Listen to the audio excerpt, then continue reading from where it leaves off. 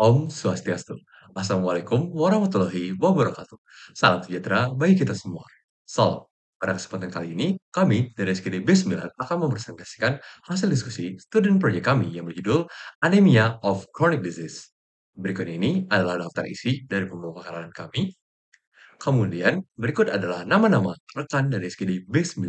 Di sini, perkenalkan nama saya Lain Badrika Prasda dengan 3 jari terakhir 199 yang akan menjelaskan untuk latar belakang dari student project kami. Anemia merupakan masalah kesehatan global yang mempengaruhi jutaan orang, berdampak pada kesehatan dan produktivitas, serta terjadi baik di negara berkembang maupun negara maju. Pada pasien dengan penyakit kronis, anemia sering memperburuk kondisi utama, hingga nantinya menurunkan daya tahan tubuh dan mengurangi kualitas hidup. Salah satu bentuk anemia yang signifikan dalam konteks ini adalah anemia of chronic disease yang diakibatkan oleh peradangan kronis, mengganggu produksi sel darah merah, dan penyerapan zat besi, sehingga nantinya tubuh akan kekurangan hemoglobin. Anemia of chronic disease ini memiliki prevalensi tinggi di dunia, termasuk di Indonesia, terutama pada pasien dengan penyakit ginjal kronis, diabetes, maupun kanker. Oleh karena itu, deteksi dini dan juga penanganan yang tepat terhadap anemia of chronic disease sangat diperlukan untuk meningkatkan kualitas hidup pasien dan juga untuk mengurangi dampak buruk dari penyakit kronis. Kemudian, apa rumusan masalah dari student project kami? Yang pertama, itu apa definisi dan juga patogenesis dari anemia of chronic disease. Yang kedua, apa saja faktor risiko serta tanda dan juga gejala dari anemia of chronic disease. Yang ketiga, bagaimana pemeriksaan penunjang, diagnosis, dan juga diagnosis banding dari anemia of chronic disease. Yang keempat adalah apa saja terapi yang tersedia untuk anemia of chronic disease. Dan yang terakhir adalah bagaimana upaya pencegahan terhadap anemia of chronic disease. Kemudian, tujuan penulisan dari student project kami yang pertama adalah untuk mengetahui definisi dan juga patogenesis dari anemia of chronic disease. Yang kedua, untuk mengetahui faktor risiko serta tanda dan juga gejala dari anemia of chronic disease. Yang ketiga, untuk mengetahui pemeriksaan penunjang, diagnosis, dan juga diagnosis banding dari anemia of chronic disease. Yang keempat, untuk mengetahui terapi yang tersedia untuk anemia of chronic disease. Dan yang terakhir adalah untuk mengetahui upaya pencegahan terhadap anemia of chronic disease. Kemudian manfaat penulisan dari student project kami adalah yang pertama, manfaat yang akan diberikan bagi civitas akademika. Kajian ini diharapkan dapat menjadi sumber referensi terkait kajian mengenai anemia of chronic disease. Dengan adanya kajian ini diharapkan dapat memberikan manfaat bagi perkembangan dunia medis. Kemudian setelah itu adalah manfaat yang diberikan bagi masyarakat. Kajian ini diharapkan dapat menjadikan masyarakat untuk mengetahui etiologi, diagnosis, dampak, pencegahan, dan penanganan dari anemia of chronic disease. Kemudian yang terakhir adalah manfaat yang akan diberikan bagi pemerintah. Kajian ini diharapkan dapat menjadi suatu solusi maupun referensi untuk meningkatkan tingkat kualitas kesehatan di Indonesia, khususnya bagi generasi. Perkenalkan, nama saya Cokoda Istri Agung Asmi Dewi dengan 3 digit NIM terakhir 203. Pada kali ini saya akan menjelaskan definisi dari ACD atau Anemia on Chronic Disease. Anemia on Chronic Disease merupakan suatu kondisi di mana jumlah hemoglobin pada tubuh kita rendah karena adanya penyakit kronis sebagai penyebabnya. Penyakit ini dapat ditandai dengan penurunan kadar hemoglobin ringan hingga sedang, penurunan persentase jumlah retikulosit, konsentrasi zat besi, transferin, tapi peningkatan pada ferritin. Selanjutnya, ACD paling sering berkaitan dengan penyakit inflamasi kronis, penyakit kanker, autoimun, serta penyakit gagal ginjal. Mungkin sekian yang dapat saya sampaikan. Terima kasih. Perkenalkan, nama saya Bagus Widya Badar Manobo dengan 3 digit NIM 158 yang akan membahas mengenai disregulasi homeostasis besi. Di sini pada anemia terkait peradangan kronis atau ACD, peradangan yang berlangsung dalam memicu tubuh untuk memproduksi zat-zat pemicu inflamasi seperti IL-6, TNF-alpha, dan IFF gamma secara berlebihan. Zat-zat ini mengganggu pengaturan besi dan menghambat produksi erythropoietin, hormon yang penting untuk membentukkan sel darah merah. IL-6 misalnya meningkatkan produksi hepsidin di hati. Hepsidin ini kemudian menurunkan jumlah besi yang bisa digunakan tubuh dengan cara menghalangi pelepasan besi dan sel penyimpan seperti makrofag dan sel usus melalui penghambatan protein ferroprotein yang berfungsi menyalurkan besi keluar dari sel. Akibatnya, meskipun tubuh memiliki cadangan besi yang cukup, besi tersebut tidak bisa dimanfaatkan untuk membentuk sel darah merah. Hasilnya, besi tersimpan tidak tersedia, yang khas pada ACD. Disregulasi ini membuat sel darah merah lebih cepat hancur dan memperlambat produksinya, memperparah anemia dan pada pasien dengan peradangan kronis. Sekian dari saya, terima kasih. Perkenalkan, nama saya Julian Gonata dengan 3 digit NIM terakhir 018. Izin menjelaskan mengenai gangguan eritropoiesis. Eritropoiesis adalah proses pembentukan eritrosit yang terjadi di sumsum tulang.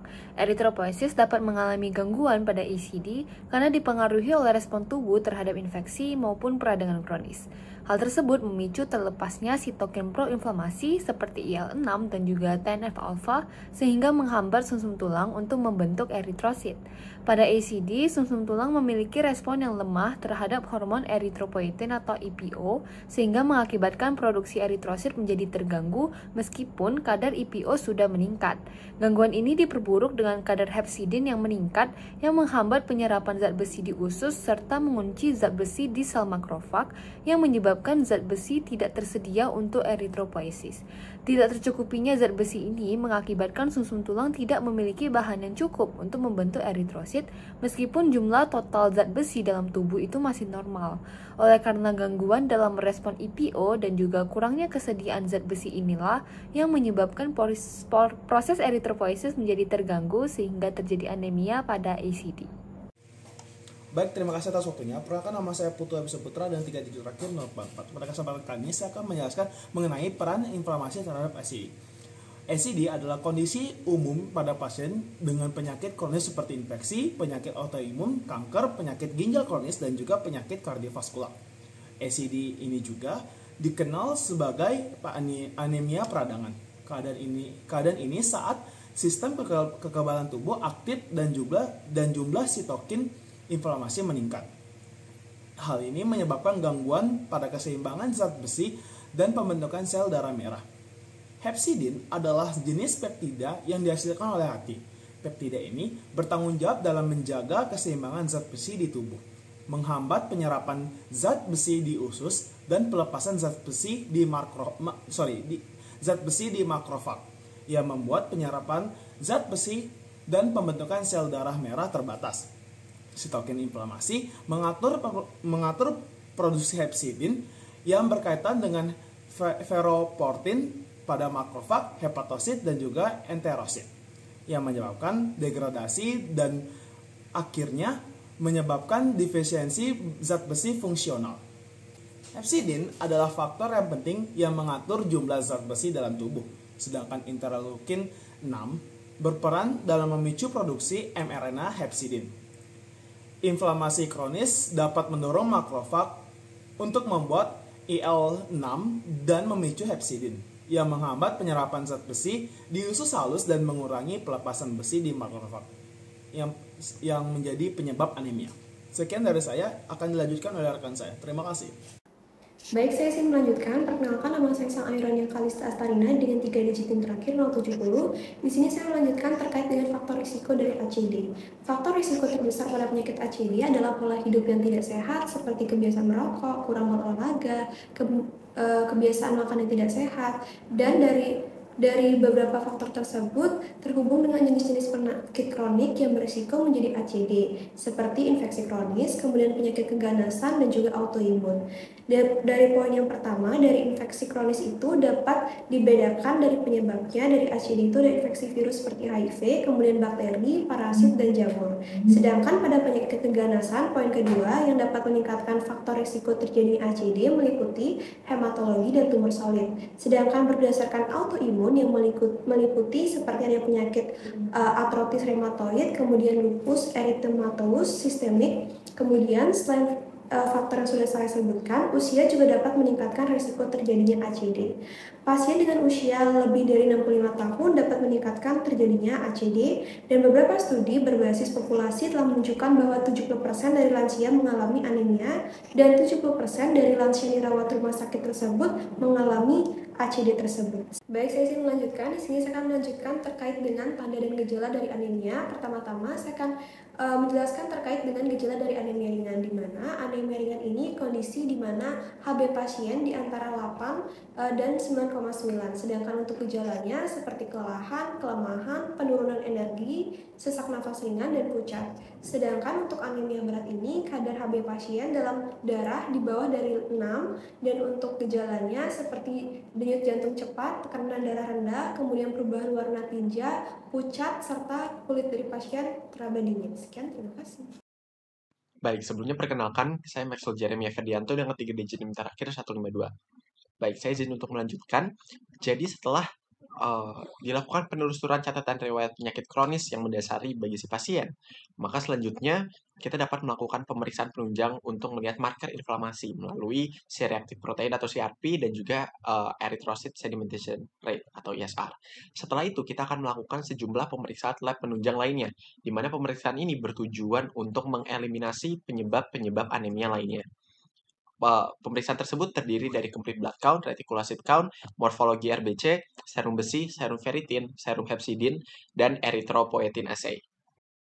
Baik, terima kasih atas waktunya. Sebelumnya perkenalkan, nama saya Johananta Tarigan dengan 3 digit NIM terakhir 096. Nah, pada kesempatan kali ini saya ingin menjelaskan tentang diagnosis dan juga diagnosis banding dari anemia on chronic disease atau ACD. Nah, penegakan diagnosis anemia pada penyakit kronis atau ACD tadi perlu dilakukan pemeriksaan laboratorium. Pemeriksaan laboratorium yang dilakukan adalah dengan melihat kondisi zat besi seperti serum besi atau LC, serum ferritin atau FS, dan konsentrasi serum transferin atau TFR. Di mana kadar ferritin ini adalah gold standard untuk memperkirakan jumlah zat besi yang tersimpan di dalam tubuh. Nah, pengurangan dari kadar ferritin ini memiliki kaitan dengan deteksi kondisi kekurangan zat besi. Konsentrasi ferritin dapat meningkat pada kondisi anemia pada penyakit kronis atau ACD ini yang terkait dengan proses infeksi, peradangan, dan penyakit yang ganas. Perlu diingat bahwa transferin atau TF itu memiliki sifat sebagai protein fase akut dalam kutip negatif, yang berarti pada inflamasi akut dapat menurunkan kadar transferin ini. Nah, penyakit seperti neoplasma ganas, penyakit hati, sindrom nefrotik, dan malnutrisi juga dapat menurunkan konsentrasi dari transferin serum. Sedangkan kehamilan dan kontrasepsi oral dapat meningkatkan indikator ini. Nah, penurunan dari transferin serum ini terjadi pada penyakit yang disertai dengan kehilangan protein signifikan atau peningkatan asupan protein seperti sindrom nefrotik, gagal ginjal kronis, luka bakar parah, infeksi kronis, dan proses inflamasi aktif, neoplasma ganas, dan penyakit hati yang parah. Nah, sedangkan untuk TFR sendiri, itu belum ada data mengenai pengaruh reaksi inflamasi terhadap konsentrasi dari TFR. Nah, ciri khas dari anemia chronic disease adalah kombinasi dari iron deficiency dan kekurangan besi pada jaringan sumsum tulang hematopoietik dikarenakan penyerapan besi yang intensif oleh makrofag dan sel dendritik dalam sistem retikuloendotelial. Nah, dalam kondisi normal, zat besi itu yang dilepaskan dari eritrosit yang mati itu digunakan kembali dalam sintesis molekul hemoglobin baru, masuk ke dalam tempat penyimpanan besi. Akibatnya, kadar dari FS ini meningkat. Nah, pada anemia chronic disease, ini didiagnosis dengan adanya hipoferemia dan kadar dari FS yang meningkat atau normal. Hal ini terjadi akibat stimulasi akumulasi besi di RES atau retikuloendotelial dan aktivasi imun sintesis ferritin. Nah, selanjutnya saya akan menjelaskan tentang diagnosis banding atau differential diagnosis dari ACD atau anemia chronic disease. Jadi differential diagnosis dari anemia chronic disease ini adalah salah satunya adalah iron deficiency anemia atau IDA. Ini merupakan penyakit yang paling mirip dengan ACD, di mana pada IDA atau iron deficiency anemia dan ACD atau anemia chronic disease, ini terjadi penurunan konsentrasi LC dan saturasi TF dengan besi. Di mana penurunan saturasi TF dengan besi pada ACD itu mencerminkan penurunan konsentrasi besi serum. Sedangkan pada IDA itu terjadi peningkatan kandungan TF. Nah, dalam kasus pertama, indikator ini berada dalam kisaran normal atau meningkat, yang membuat penurunan saturasi TF dengan besi itu lebih nyata. Selain dari iron deficiency anemia, differential diagnosis dari ACD yang lain adalah dilution anemia, drug-induced myelosuppression, anemia of chronic renal failure, dan myelocytic anemia. Mungkin sekian dari saya, terima kasih. Baik, saya izin untuk melanjutkan. Sebelumnya perkenalkan, nama saya Natania Masyan Chandra dengan 3 digit NIM terakhir 174. Di sini saya izin untuk menjelaskan sedikit mengenai terapi farmakologis dari anemia on chronic disease. Jadi terapi farmakologi anemia pada penyakit kronis sendiri itu telah berkembang dalam beberapa tahun terakhir, di mana ada beberapa pendekatan baru terutama pada kondisi seperti penyakit ginjal kronis dan juga pada anemia terkait inflamasi. Nah, yang pertama itu ada terapi farmakonya inhibitor prolyl hidroksilase. Itu adalah termasuk seperti roxadustat, molidustat, dan juga enarodustat, di mana dia itu bekerja dengan menstabilkan faktor hipoksia yang mendorong produksi eritropoietin endogen dan nanti akan meningkatkan ketersediaan dari zat besi. Yang kedua ada ESA atau seperti epoetin alfa dan darbepoetin alfa tetap, di mana itu akan menjadi terapi utama. Nah, meski efektif, ESA sendiri itu memiliki risiko efek samping seperti komplikasi kardiovaskular, di mana jika digunakan dalam dosis yang tinggi. Pada beberapa pasien CKD, ESA itu sering dikombinasikan dengan suplemen besi, bisa ada secara oral ataupun secara intravena untuk meningkatkan respon terhadap pengobatan. Yang ketiga ada terapi yang menargetkan hepsidin, di mana hepsidin sendiri itu adalah hormon pengatur besi, di mana seringkali meningkat pada ACD dan menyebabkan retensi besi dalam tubuh sehingga menghambat eritropoiesis. Terapi baru yang menurunkan hepsidin atau memblokir efeknya pada ferroportin diharapkan itu dapat membantu meningkatkan ketersediaan besi itu sendiri. Yang terakhir ada memberikan suplementasi zat besi yang lebih komprehensif, di mana terapi dengan zat besi dan nutrien pendukung lainnya seperti asam folat, vitamin B12, dan asam amino membantu untuk mendukung produksi him yang penting untuk hemoglobin. Baik, saya izin untuk melanjutkan menjelaskan mengenai terapi non-farmakologi dari anemia chronic disease. Jadi yang pertama itu ada perubahan gaya hidup dan nutrisi, di mana terapi anemia seringkali itu membutuhkan intervensi gaya hidup, terutama pada aspek nutrisinya, yang terutama pada diet kaya zat besi seperti vitamin B12 dan folat yang dianjurkan untuk mendukung hematopoiesis dan juga sintesis dari hemoglobin. Yang kedua itu ada pengaturan kualitas tidur dan juga aktivitas fisik. Latihan fisik sedang dan juga peningkatan kualitas tidur itu dapat mengurangi stres oksidatif serta inflamasi sistemik yang diketahui dapat memperburuk dari anemia kronis. Yang ketiga ada manajemen peradangan, di mana itu dapat mengurangi inflamasi melalui pengendalian kondisi yang mendasari seperti penyakit jantung, diabetes, ataupun kondisi autoimun. Yang terakhir itu ada transfusi darah selektif, di mana pada kasus anemia berat yang tidak dapat ditangani dengan perubahan gaya hidup dan suplementasi, transfusi darah itu dapat menjadi pilihan utama untuk dapat meningkatkan hemoglobin secara cepat meskipun dengan pertimbangan efek samping. Pendekatan transfusi darah yang hati-hati itu direkomendasikan hanya dalam kasus yang membutuhkan perbaikan kadar hemoglobin mendesak atau pada pasien yang tidak responsif terhadap terapi konvensional. Perkenalkan kembali, saya Muhammad Bintang dengan 3 digit NIM 247. Jadi selanjutnya adalah proses anemia on chronic disease. Nah, anemia ini penyakit kronis ACD pada perkembangan dan hasil dari suatu penyakit atau kondisi kesehatan selama periode tertentu jika tidak dikelola dengan baik dan memiliki dampak prognostik yang bervariasi. Yang pertama ada chronic kidney disease. Pada PGK stadium 3, penurunan fungsi ginjal dapat menghambat produksi eritropoietin, yang yaitu hormon yang berperan dalam merangsang pembentukan sel darah merah. Kondisi ini pernah menyebabkan anemia yang semakin memburuk seiring dengan perkembangannya penyakit ginjal. Contohnya chronic obstructive pulmonary disease. Nah, kapasitas darah untuk mengangkut oksigen dan meningkatnya beban pada sistem kardiovaskular. Peradangan kronis pada PPOK berperan dalam menyebabkan anemia akibat gangguan metabolisme zat besi dan pengendekan usia sel darah merah. Rendahnya kadar hemoglobin mengurangi kemampuan darah dalam membawa oksigen sehingga jantung harus bekerja lebih keras untuk memompa darah beroksigen yang pada akhirnya dapat memperoleh komorbiditas kardiovaskular. Terima kasih. Baik, perkenalkan nama saya Amira Kansa dengan NIM 122. Di sini saya akan menjelaskan tentang pencegahan anemia on chronic disease. Jadi, pencegahan anemia pada penyakit kronis melibatkan beberapa pendekatan penting untuk mengurangi dampak anemia dan meningkatkan kualitas hidup pasien. Pertama, pengelolaan kondisi anemia dilakukan melalui pemantauan dan penyesuaian kadar zat besi dalam tubuh.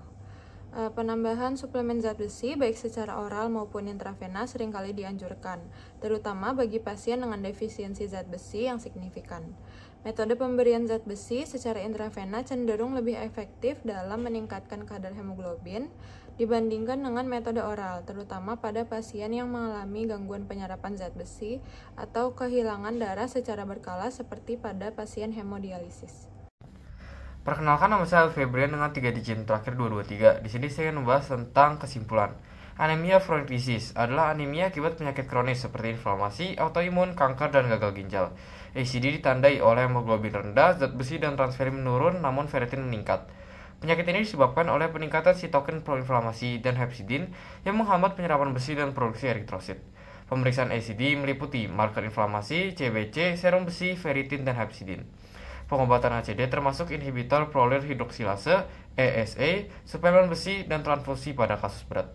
Prognosis tergantung penyakit yang mendasari dan pencegahan fokus pada pemantauan zat bersih serta pengelolaan inflamasi.